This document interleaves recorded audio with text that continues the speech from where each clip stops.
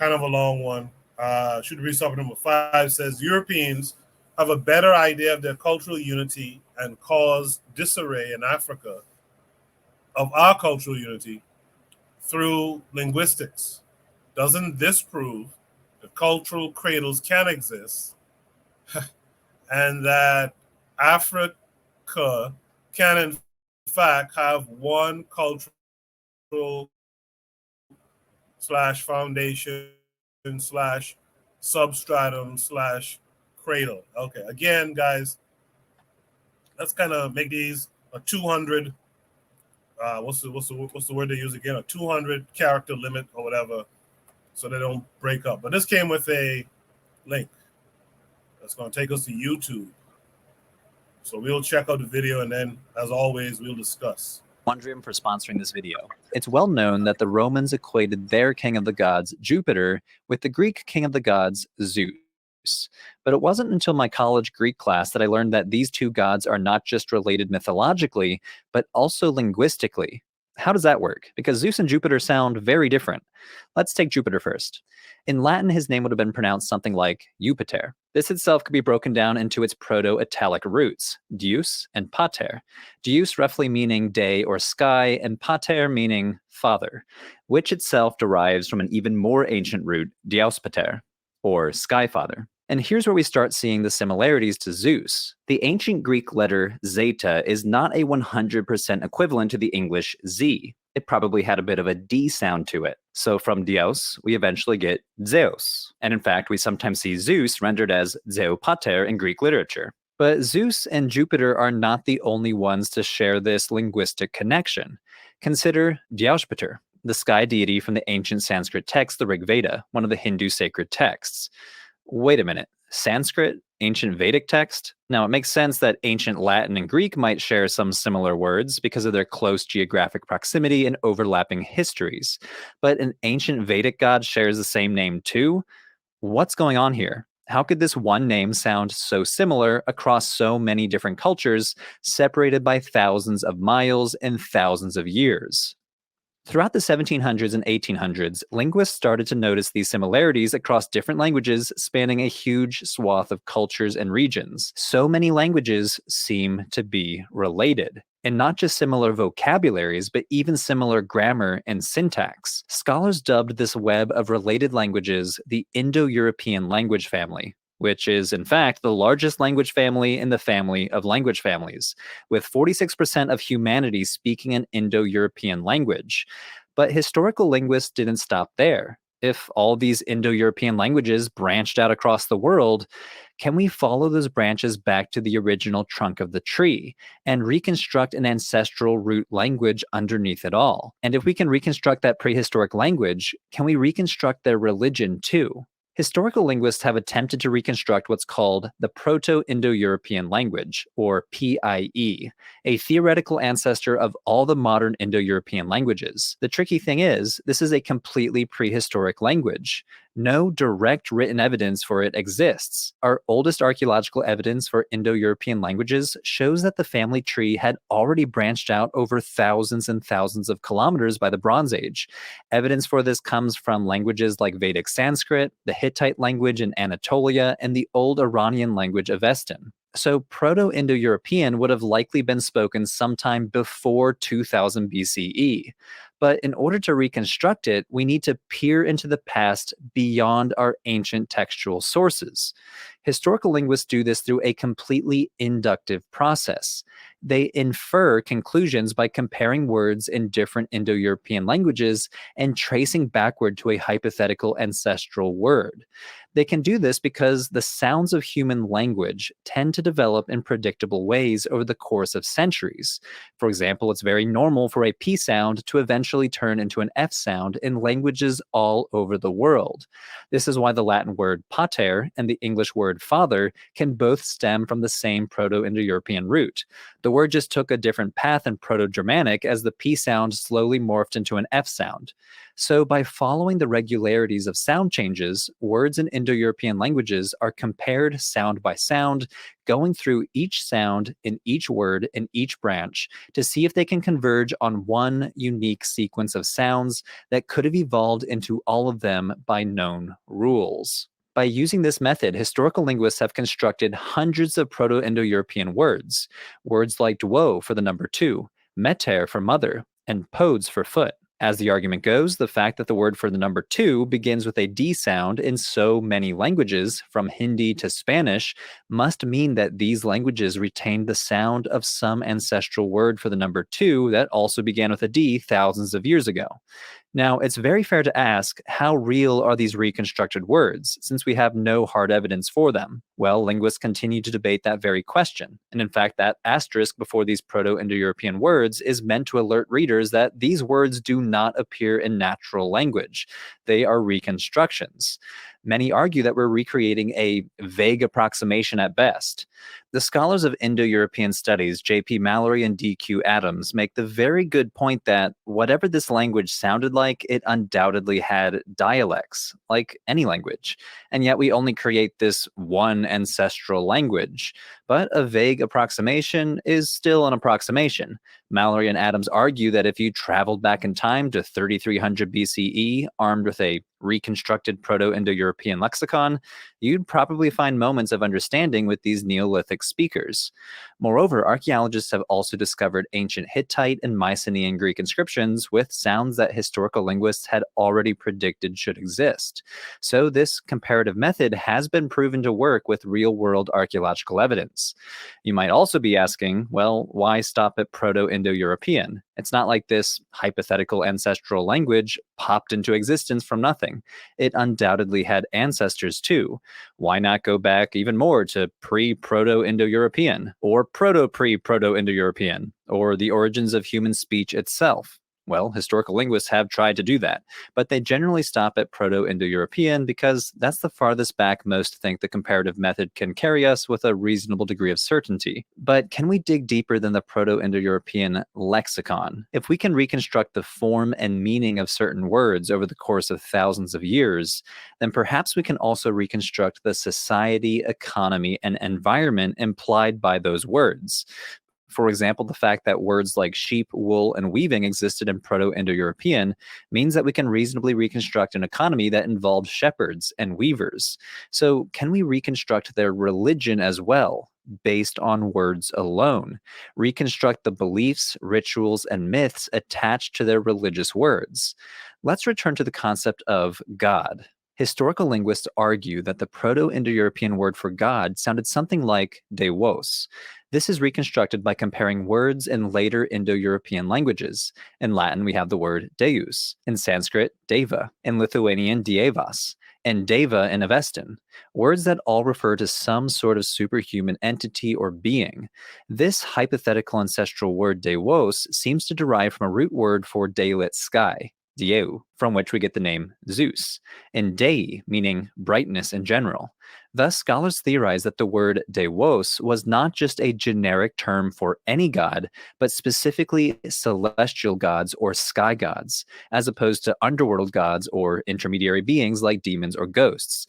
There's even a possibility.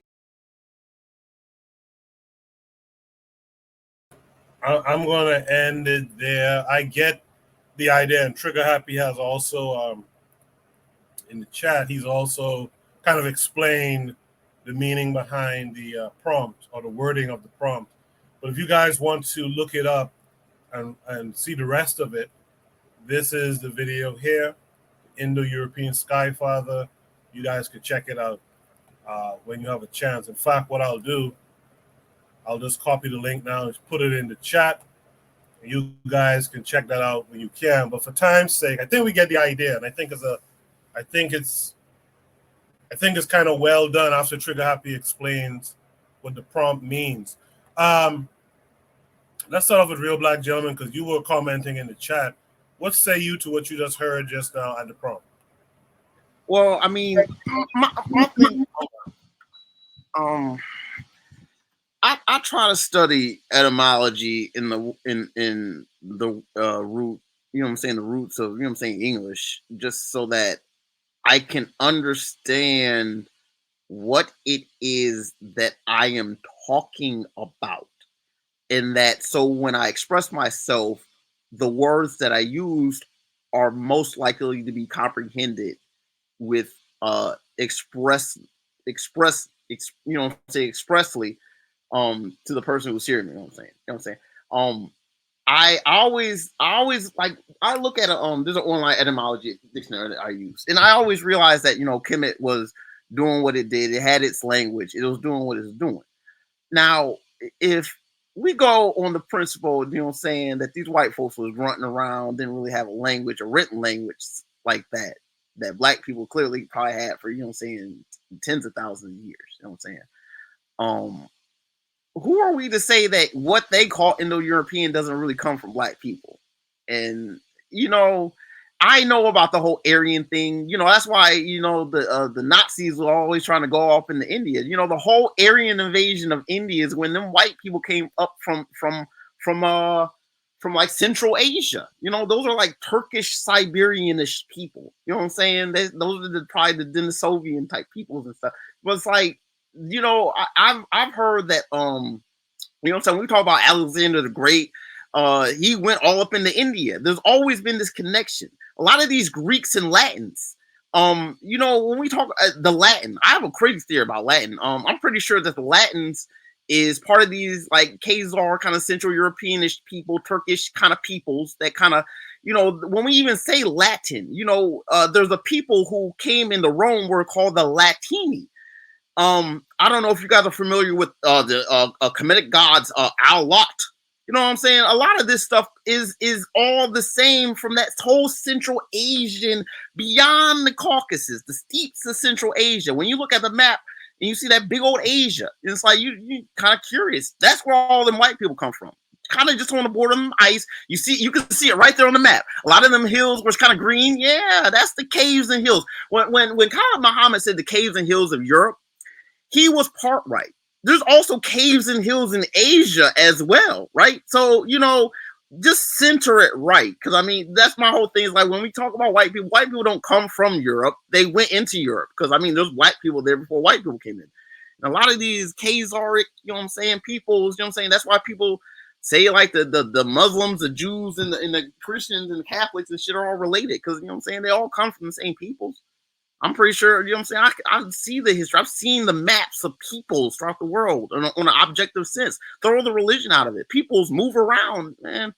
Like, this Indo-European thing is just white people just trying to get a greater, you know, trans Eurasian thing going so that they can be like, well, we all, you know, basically, you know, we're all the same. We all kind of all have straight hair, kind of, you know what I'm saying? That's kind of, you know, crassly how I see it, man.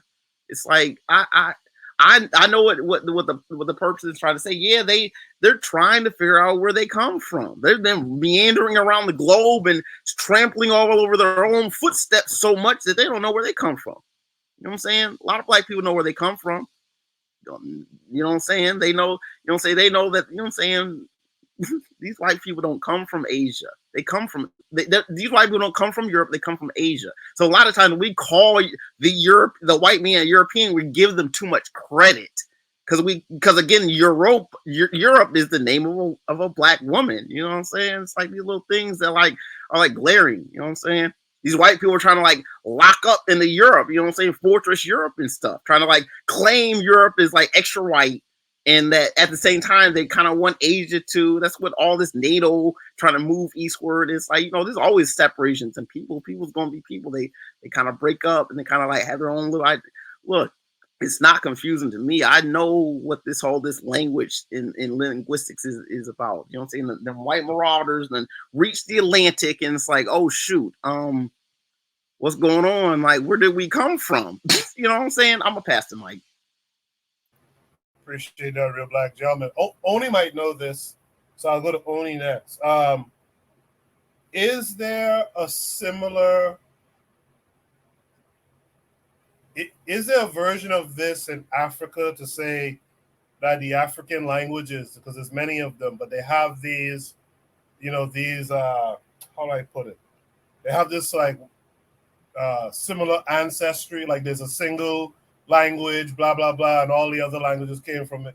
Do you know that? And if so, talk about it. Oh yeah, well that's the thing about it. So the irony is Trigger Happy asked about mentioned our brother Kanji verse, who is really against the terminology Bantu.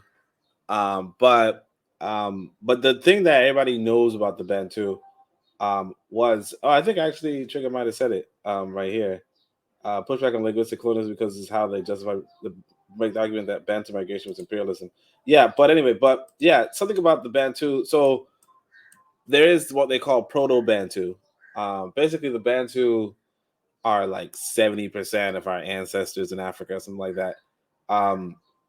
Like if you buy into the Bantu thing, but it's basically a linguistic family, if you will, and they have this quote unquote idea of a Proto-Bantu, i.e., what they found was that a lot of languages in Africa share, similar terminology, similar phraseology, um, particularly around the idea of iron and forging metals and agriculture, that kind of stuff, to the point where, you know, at least earlier linguists would suspect that this was a group of Africans who traveled, throughout Africa, spreading iron technology and, like fire and not fire per se, like people didn't have fire, but like, um, yeah, like agricultural techniques, iron tools,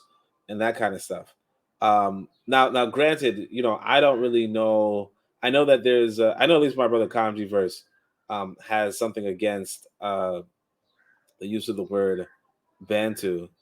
Um, it looks like Trigger Happy is saying it was made by the Nazis. I don't know, but like that's pretty much the like what I learned in like what was taught in university. Obviously, uh, you know, 20 years ago or whatever, right?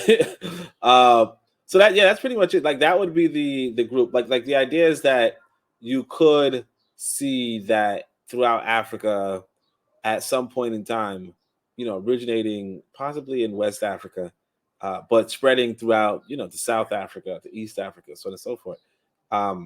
This idea of iron technology and agriculture and that sort of stuff, and that's pretty much, I think that's one of those early languages. Obviously, there's the Kemetic languages, and Cheikh Anta Diop was big at showing the relationship between Wolof and the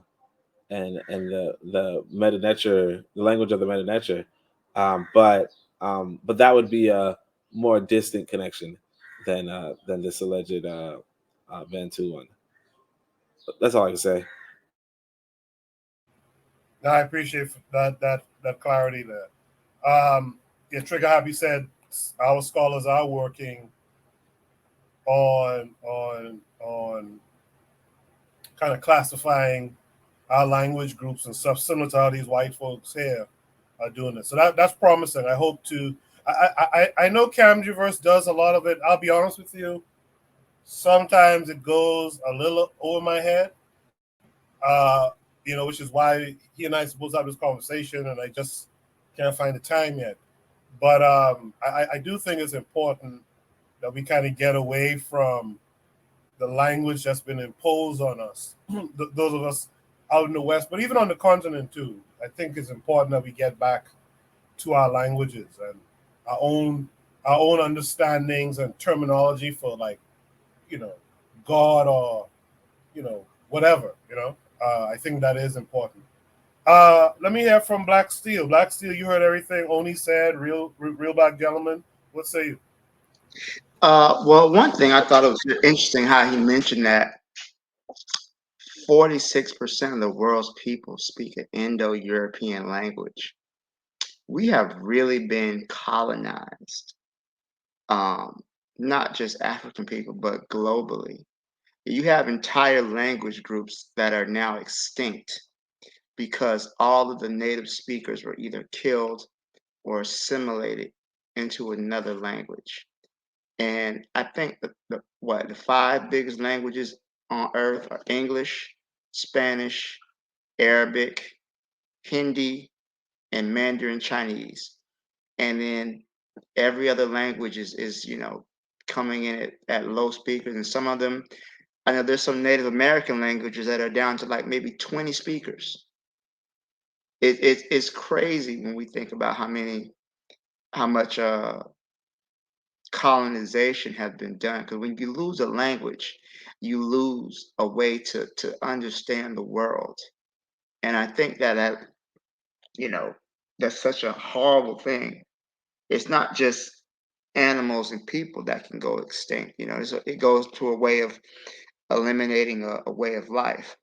But just to the point, to the original prompt. Oh, I'm sorry. Excuse me. Let me keep it on topic. Um, so yeah, I think that Africa probably had a similar diffusion of languages over time. I think that there are many languages that can be understood, in dialects and whatnot. So I think there can be cultural unity based on the history of these languages.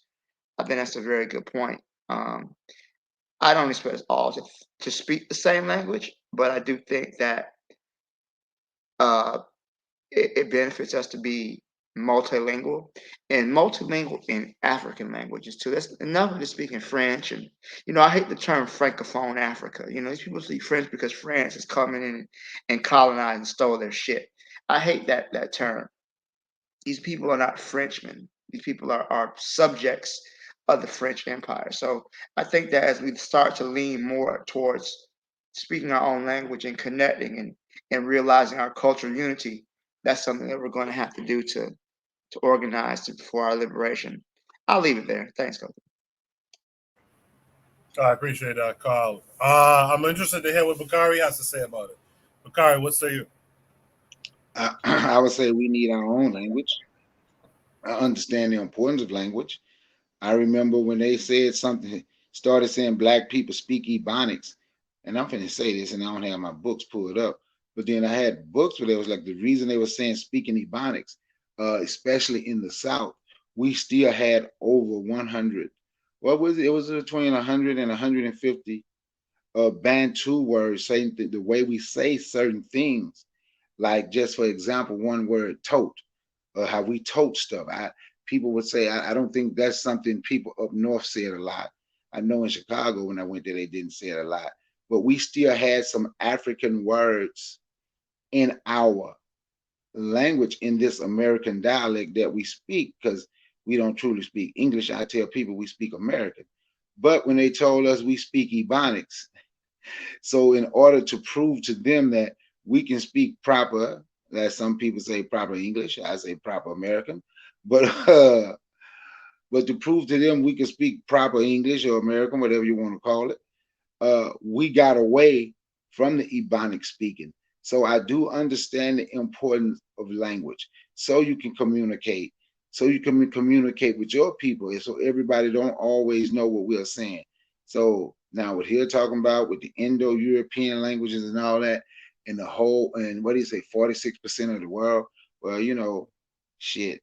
A lot of people speak it due to I guess business, I don't know. And that's European countries. That's a lot of those European countries also speak the same language. Not that I give a damn, but I'm just saying, but that's all I have to say about language and about this prompt. Appreciate you, Bakari. Again, you guys make sure tune into Bakari's show. Subscribe to his channel if you haven't already. I guess that brings me to Buana. Buana, you got some clarity from Trigger Happy in the chat. What say you now to what you saw? Well, I hope I do Trigger Happy justice in my answer. But let me first say this. There is formal linguistics, and I believe that African people throughout the world should have a formal language that we speak. No, now there was an old debate going on whether we should speak Kiswahili or Toi or one of the formalized languages in Africa. But there is always, and I believe that there should be a reference in, or where we should have some kind of collective continuity in us speaking one particular language, even though Africa itself is a lot of distinctness and a lot of differences and a lot of nuances that go throughout Africa and in the Western world as well. But would also say, don't just stop at linguistics and language. We should also focus on our strengths, where there is cultural continuity, where there is cultural collectivity in what we see here in the Western world and even in Africa. For instance, if you look at the spirituality that exists, the voodoo that's practiced in Haiti is very similar to the voodoo that's practiced in Benin. It's very similar to the Santeria. It's very similar to the Candomblé in Brazil, where they have the loas in exchange for the orishas, etc., and so forth. There's cultural continuity and collectivity there. That's a strength that we could focus on. Now, linguistically, we still colonize individually in our own respective languages, whether it's Portuguese, Spanish, or whatever. But something that is unifying is the spirituality. It's the spirituality. Not only that, let's not stop there. Let's go over to the music. Even though we speak in the proverbial pidgin English, the Nigerians say pidgin English, we say colloquialism or patois. There is a reason why you could take a man from Jamaica speaking complete patois, and it'll be a bigger seller in Africa. The Africans seem to be able to vibe and jive and still understand what the African man in Jamaica is saying in Jamaica, and the music itself is translatable because there's carryovers. Not only that, there is meaning that we have taken on to ourselves. What bad means in a formal standard way in English language is completely different in the mind of an African person. Because bad means something is actually good. Yeah. So so we take words and we create our own meanings to it, and it transcends across borders in how it's interpreted among our people. So even within the colonial languages, we have seen to be able to bend these things to our own will and brand our own interpretation to these kinds of meanings and experiences. So that is cultural continuity that go across the board. Continents, it extends across continents.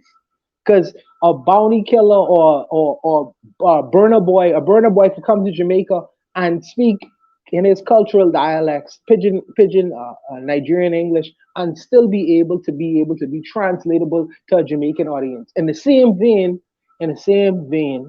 a Caribbean man could go to the deepest part of Africa and speak pidgin English or patois and be able to be understood by colonized people over there. Now, granted, we still using the colonized English, but we have taken these terms and the meanings and taken it on to ourselves where it means something completely different.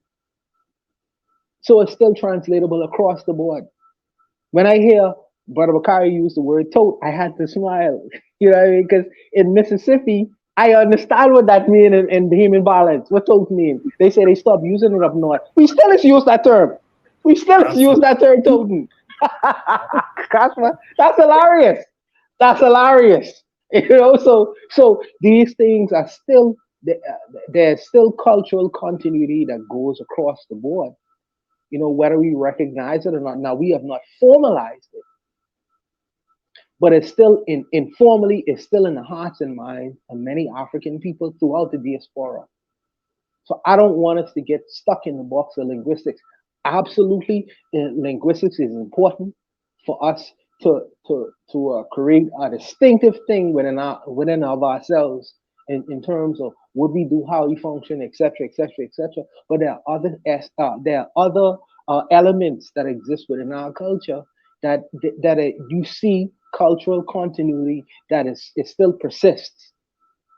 You know, and I don't think that Voltaire say you must not reject the good in pursuit of the perfect. So it's not perfect as we would like it to be, but there are some things that we should focus on, which is our strengths: spirituality and religion and food. Even food, I didn't even mention food. So many of the foods that persist in the Western world, in particular the South and the Caribbean, many African people say, well, this is just a version of this. This is just another version of this. Oh, y'all do it like this. Oh, we do it like this over here. But it's the same kind of thing. So these kinds of things still persist, and I think that we should formalize these things in relating to one another. Even the blues. I forget about the blues. There's a blues musician called Corey Harris. He went to Africa. I can't remember exactly the place. Mali. He sat down with Ali Fakaturi, and he was playing American blues to Ali Fakaturi. Ali Fakaturi say, "Shaba, this music from y'all get this from us, eh? No, we get this from y'all." So the cultural continuity still persists. So I don't want us to get trapped in the box of linguistics where there are so much other elements that persist. But yes, we should formalize also the linguistics that we carry on amongst one another and get a breakaway from the colonial languages that we have inherited and formalize something different. But we have to meet each other where we are first to determine what that should be. And whether I speak it in Pidgin Bahamian to do that, or Pidgin Nigerian to do that, or Pidgin Mississippi to do that, this is how we dialogue with one another to get to the point to where we could dialogue in our own respective African distinctive languages. So we got to start where we are first to eventually get there, but not ignore what exists already. So I hope I hope I did at least a service to the question itself. I'll stop there. I'll say something too, Buana. I chuckled when I heard Bakari say tote, because I've never, to my memory, I've never really heard an American say tote. And we say tote home and we use it in all kinds of interesting ways. You could tote one cut ass and all kind of thing like that. So that was kind of refreshing to hear. Does anyone want to add any last words? Hey, Koku, that's because you've been in New York. You ain't been in Mississippi. You didn't hear him say tote. Right. If you had come to Mississippi, you would have heard us Mississippi, Alabama, Louisiana. You would have heard us say tote. Hey, man, tote that over there. Brother Bakari, let me give you one joke.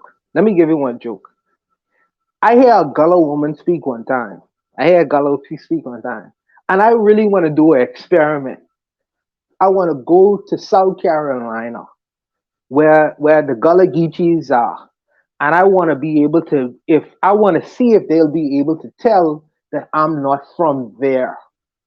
I really would like to see if they would be able to really say, well, this person is different from who we are. I really would like to see an experiment on a Bahamian person going to the Gullah Geechees in South Carolina and be able to see if you could tell the Bahamian from someone from South Carolina. I really would like to do that experiment. Any other last words here on this topic? Okay. Well, if not, was someone about to say something? No, go ahead. Well, I would just add this. I would just add this, that we got to remember that. Yeah, go ahead. If you learn another language, it doesn't take away from the language you already know. You know what I mean? So, like, a lot of people say, "Oh, I don't want to learn this language because blah blah blah," and it'll erase my blah blah. And it's like, no, you can learn 20 languages. You know what I mean? It's learning a different language doesn't take anything from you. Now, granted, there are people who do destroy languages, but that's not what anybody. Like that's very few African people are advocating for that. That's all I can say.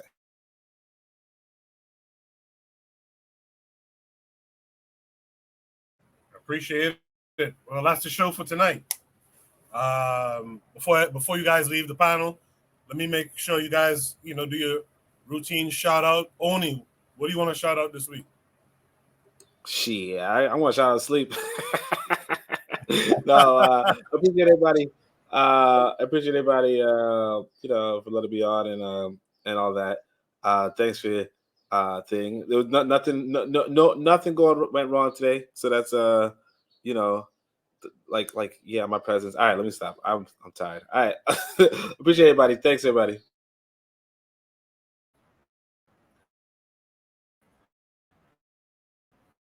Now, appreciate you for coming through. I know it's like 5, 6 o'clock now in the morning whole time. Bakari, you want to shout anything out this week? Yeah, tomorrow I will be doing Mind Our Black Business episode. I think there's episode 20. Tomorrow I got a few things I'm gonna talk about. Pull up a few black owned grocery stores. So y'all can you know, the time tomorrow gonna be, I'm gonna say gonna be 6-ish, because tomorrow at 3 p.m. ESPN, I will be watching the Jackson State University versus Florida A&M on ESPN. Tune in at 3 p.m. So that's what I'll be doing by the time I normally do my show. But I'm gonna do it a little bit. I'm gonna do it a little bit later tomorrow, and I'm gonna do it in tomorrow.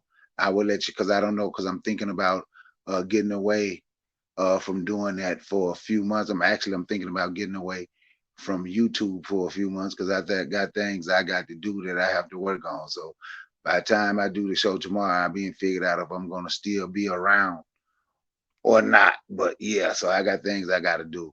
And for the record, when I'm on here and I'm talking and I'm passionate, I want you to understand that passion have nothing to do with dislike or disrespect. The passion just has something to do with me being passionate about me being passionate about black folk. I done had to fight with white folk and them other folk my whole life. And I don't want to have to fight with with black folk. And that's another reason, I guess, I think the way I come, it make people believe that I'm trying to fight, but I'm really not. I'm just passionate about the things that I say. And some people can say emotional, and it is emotional. It's emotional because I love black folks, and love is an emotion. So yes, it is emotional at times because I love black folks. And so with my passion and my emotion, I think sometimes it might rub people the wrong way. But you know what? I'm all right with that, because shit, I've been rubbed the wrong way my whole damn life just for being who I am. And I just want people to understand that it's known coming from me. There ain't no beef, none of that, you know. So when I say I've been fighting this fight, I've been doing it, and I'm gonna continue to do it. And on that note, peace out. Appreciate you, Bakari. I look forward to your show tomorrow, and I agree with that thing you just said too. Like to me, we shoot the breeze. There shouldn't be no beefing and all this, you know, no hating and all this type of stuff. We here to discuss ideas and to think. I always say it's not a talk show; it's a thought show, and we're supposed to be here thinking, man. So yeah, I appreciate that. Real Black Gentleman, what you want to shout out this week? I want to shout out was the president of Ghana, who made some statements regarding reparations to Africa from these white people, you know what I'm saying, who done managed and facilitated, you know what I'm saying, the whole, you know what I'm saying, exploitation of Africa and its peoples. I would give a shout out to him, because, you know what I'm saying, like, anytime, you know what I'm saying, you have black people in leadership who are actually speaking to our condition at the moment and the present and the future, you know what I'm saying, I'm just going to give him a shout out. I hope he keeps it up. Hope he doesn't.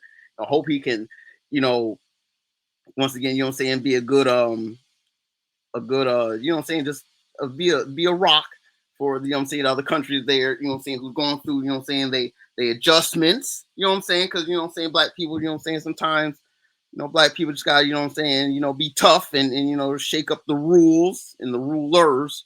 And, you know, the people, you know what I'm saying, the soldiers are going to get it back, because the soldiers did it for reasons. You know, they didn't do it because, you know what I'm saying, they didn't know no better.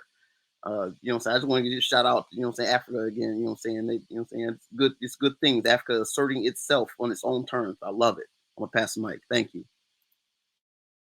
I appreciate you for coming through. Black Seal, want to shout out anything this week? Nothing really to shout out. I enjoyed the conversation, everybody. I like everybody expressing their different viewpoints in a respectful and dignified manner. So I'm hoping we can do this again next week.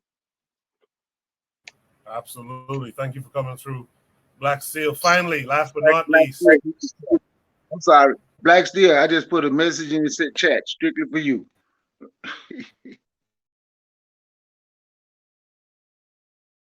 I appreciate that, Brother Bakari. I'm just like you. I'm passionate too, but I think that we both come from the same perspective that we love Black people, and I think we want to see the most good for our people. I think that's something we both agree on. That's the most important thing.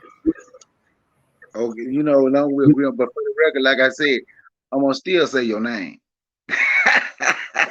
Okay. But I say your name out of love and respect. I don't say I thought Bwana might show up last night. I called his name in the chat, and I just knew I was gonna hear something from him if he had a show. I gotta watch that. But when I say y'all name, I say y'all name out of respect. I ain't never saying your name trying to take a shot or anything like that, because I won't do anything like that. If I'm gonna take a shot, we're gonna be on a panel together, and I'll take a shot. For the record, let me give my closing. Shout out to all the brothers who contributed tonight. We had a very respectful conversation, very civilized conversation. It wasn't contentious. And I respect the fact that everybody had the ability to raise their concerns, to raise their frustrations, and we still was able to talk in a respectful manner. That's the first thing. The second thing is I appreciate my brother Bakari coming on, and I don't want him to leave, I don't want him to leave YouTube to be disheartened, because I can miss him first of all. I love him. We all love you. You know what I mean? And I don't want him to go. I really don't want him to go. But as a man, he have to make the decision on his own to do what he feel is right and necessary. If he gotta go, he gotta go. I don't want him to go, but if he gotta go, I understand it. You know what I mean? But what else I had to say? Yeah, I appreciate the commentary from all of the brothers. Let me say this too. As far as HBCU was concerned, right? What I know about HBCU is my father taking third world money and send his two children to Lincoln University in Pennsylvania. That's a HBCU, right? Two of them graduated from that school and became very successful people. So I can never have nothing disparaging to say about that institution and what it would have done for his children. Can't do that because he taking third world money and invested in a black institution. I ain't go to a black institution, but they went. And I was able to see how it functions. And I appreciate it. Here we have the College of the Bahamas, which is another black institution, ain't an HBCU, but it's a black institution. Many people invest in the service of that institution to educate their children correctly. So we should never ever dismiss or say anything disparaging about our black intellectual class, because they have served the black community very well and produced the best of our people. Besides myself, even though I didn't go there. But like I say, I just say that I am glad we was able to come to this platform as men and speak as men. And even though we may not necessarily always agree, and because we don't have to, we could still come to a position to be respectful towards one another and just leave it there and move on to something else. But Brother Bakari, I will listen to that episode. I was, like I say, I was engaged last night, but I will listen because you called my name last night. I had to see what you have to say. But thank you everyone for attending and listening and contributing to the show. I'll end there. Hey, one more thing. This is something I did ask, and this is something I have the Black Business Challenge. I'm still doing that. But I asked, and I know this probably resonate. It resonates with everybody, but it'll resonate more with Carl because the economic standpoint in which he come from, right? I said 2,000 people, but I know that's a lot, right? But I still used it and really give $20 a month, right? To $40,000 a month, $480,000 a year. I just put in the chat about garbage can sanitation business. And that is something that's what I'm going to use my time for, because I'm trying to get people to understand. So I'm just going to get out there and I'm going to start this business. It's a big business because I believe in community business, the reason I asked for that, right? So this is something that I said don't cost a lot of money. Don't take 2,000 people to come together and give $20 a month.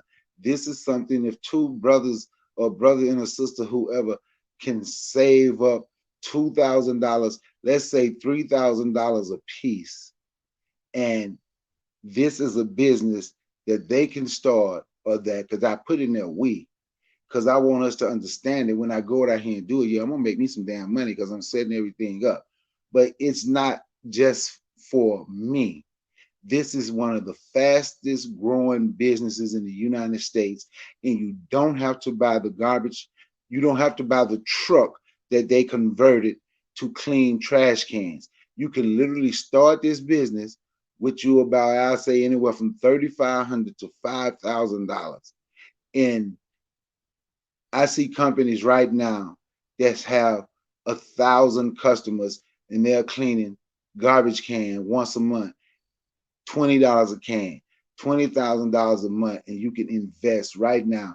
You'll invest $5,000 in this business. This is one of the top 5 growing businesses in the United States right now. You can invest $5,000 in ourselves, and there's things that we can do to help create jobs for our people. So when I said I was getting away for a little while, it's not for me to just say I'm completely leaving. There's just some things that I have to do, and I got to figure out a way to manage my time properly so I can get it done.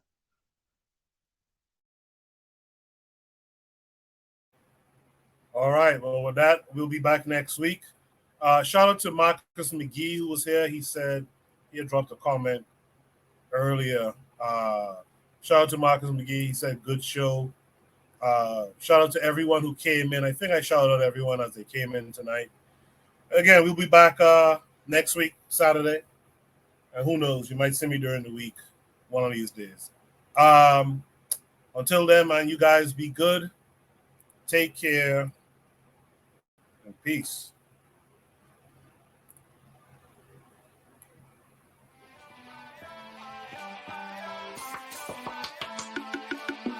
Thanks for listening to the Bitter Medicine Podcast with your host, Koku. If you like what you just heard, we hope you pass along our web address, bittermedicineblogs.com, to your friends and colleagues, and share our show to all your social media. Be sure to check out our archive section on our website for previous podcasts. This has been a KWAZ radio production.